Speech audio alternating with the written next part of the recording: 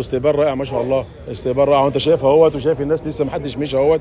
واهل المغرب الصراحه ما شاء الله عليهم، يعني اهل المغرب الصراحه الله يحفظهم يا رب تبارك الله عليهم. هم بيحبوا الكوره، شعبهم بيحب الكوره، يعني بيحبوا الكوره وفاهمين كوره.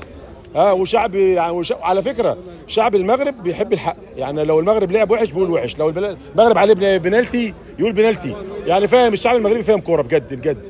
وربنا ان شاء الله ينصر المغرب بكره ان شاء الله مع نيجيريا برضه، وينصر مصر، وان شاء الله يكون النهائي عربي خالص، عشان النهائي مصر والمغرب ما حصلش من زمان، يعني ما عمره ما حصل في افريقيا ان في حصل النهائي ما بين مصر والمغرب، فنتمنى ان شاء الله يكون النهائي يعني عربي خالص.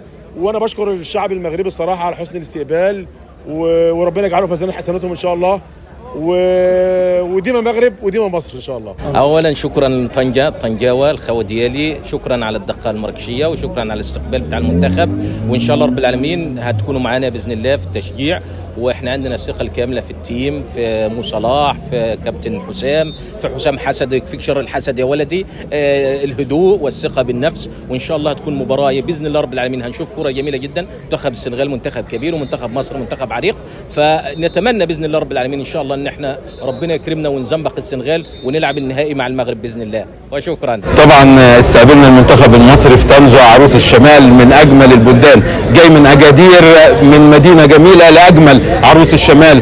كل المدن المغربيه جميله، كل المدن المغربيه اهلها بتستقبلنا باحسن استقبال. شفنا مستقبلينا بالدقه المراكشيه هنا في طنجة، فحاجه رائعه. ولكن ان شاء الله نتمنى بس ربنا يكملها بالفوز على السنغال. مباراه هتكون صعبه جدا، ولكن ان شاء الله كوتيفوار كنا متخيلينها المباراه صعبه، ولكن الحمد لله قدرنا نفوز. اللعيبه كانوا رجاله، وان شاء الله في المباراه الجايه هيكونوا رجاله، ويكون النهائي ان شاء الله مغربي مصري خالص، وتاخدوا فرقه عربيه ان شاء الله. نقول لها الف مبروك، سواء كانت مصر او المغرب هنكون فرحانين.